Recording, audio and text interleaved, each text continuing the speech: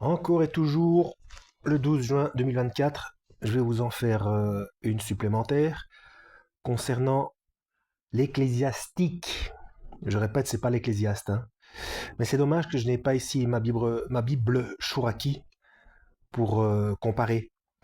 Eh bien, autant je ne comprends pas pourquoi les Bibles ne contenant que 66 livres n'ont pas inclus la sagesse de Salomon, autant je comprends qu'il n'ait pas inclus l'ecclésiastique.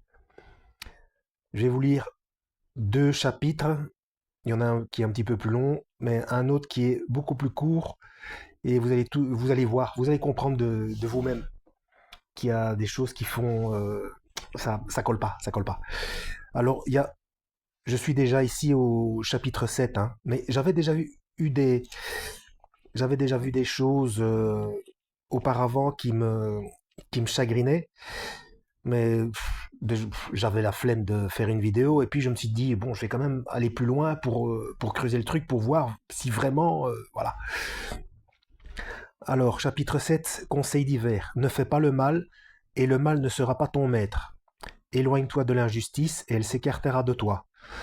Mon fils, ne sème pas dans les sillons d'injustice, de crainte de récolter 7 fois plus.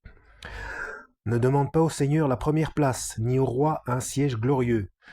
Ne joue pas au juste devant le Seigneur, ni au sage devant le roi. Jusque-là, tout va bien. Ne brille pas la place de juge si tu n'es pas capable d'extirper l'injustice, de peur de te laisser influencer par un grand au risque de perdre ta droiture. En même temps, il pourrait un petit peu préciser devant quel roi, hein. Bon. Ne te rends pas coupable envers l'assemblée de la ville et ne déchois pas devant le peuple. Ne te laisse pas entraîner 2 fois à pécher, car pour une seule fois tu n'échapperas pas. Ne dis pas Dieu considérera la multitude de mes offrandes, quand je les présenterai au Dieu très haut, il les recevra. Ouais. Je rappelle que c'est dans l'Ancien Testament, hein. Ça a son importance.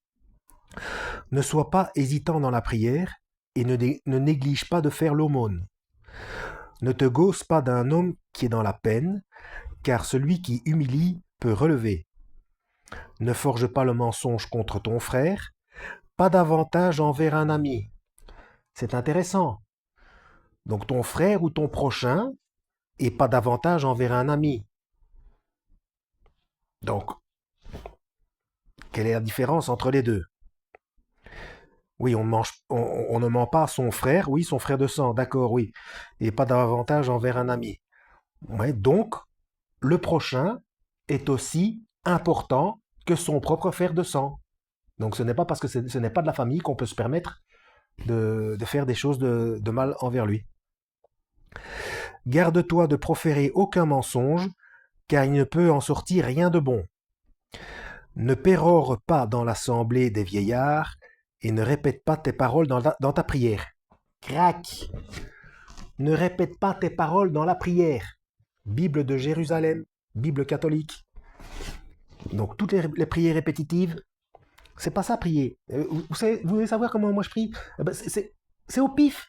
Ça peut être dans la rue, ça peut être pendant que je m'entraîne, je sais pas pourquoi, je pense au Seigneur, je pense à un truc, je lui parle, comme s'il était là tout le temps. C'est ça prier. Prier, c'est pas non, c'est avoir une relation avec le Seigneur, une vraie relation, pas un culte, pas un cérémonial, pas non. Alors, ne répugne pas aux besognes pénibles, ni au travail des champs créés par le Très-Haut. Ne te rends pas au nombre des pécheurs, souviens-toi que la colère ne saurait tarder. Humilie-toi profondément, car le feu et les vers sont le châtiment de l'impie. N'échange pas un ami contre la... que de la... Excusez-moi, mais là c'est énorme. N'échange pas un ami contre de l'argent, ni un vrai frère pour de l'or d'Ophir. Ah ouais, donc bah ouais, c'est l'esclavage c'était normal quoi, c'était classique. On dit non mais donc bon, faut vendre personne, ni ami ni frère. C'est vrai que quand on pense à Joseph qui a été vendu par ses frères, ouais, c'est fou hein. Bon, ne te détourne pas d'une épouse sage et bonne, car sa grâce vaut plus que l'or. Ne maltraite pas l'esclave qui travaille fidèlement. Oh, ben voilà, je viens de le dire. Parfois, il faudrait que j'attende avant de... En même temps, j'ai peur d'oublier de dire ce que je veux dire. Bon. Ni le salarié qui se dévoue. Aime dans ton cœur l'esclave intelligent, ne lui refuse pas la liberté. Ah ben voilà. Donc, t'as un esclave, eh ben, laisse-le libre.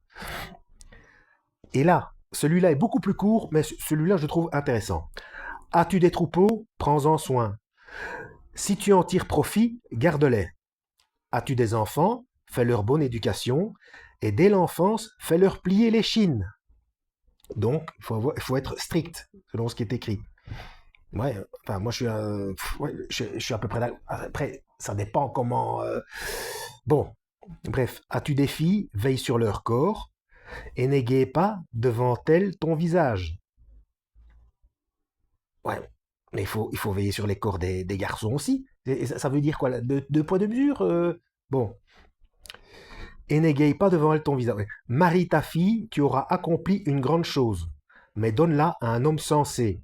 Ouais, faut qu'elle choisisse quand même. Je sais pas moi, dans Genèse, l'homme quittera son père et sa mère, s'attache à sa femme et formeront une seule chair. Enfin bref, ce sont les premiers concernés quand même qui doivent se choisir. Bon, alors les conseils des parents aussi, oui, bon, ben, c'est un vaste sujet. Hein. Et là, le dernier verset, je l'adore. As-tu une femme selon ton cœur? Ne la répudie pas.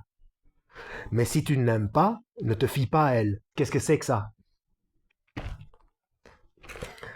Si on a beaucoup, là je suis qu'au début, hein, je suis qu'au chapitre 7, hein, mais s'il y en a beaucoup des comme ça, je comprends pourquoi euh, les Bibles classiques l'ont enlevé. Bref, je reviendrai vers vous si je trouve d'autres choses assez importantes. Que Dieu vous guide.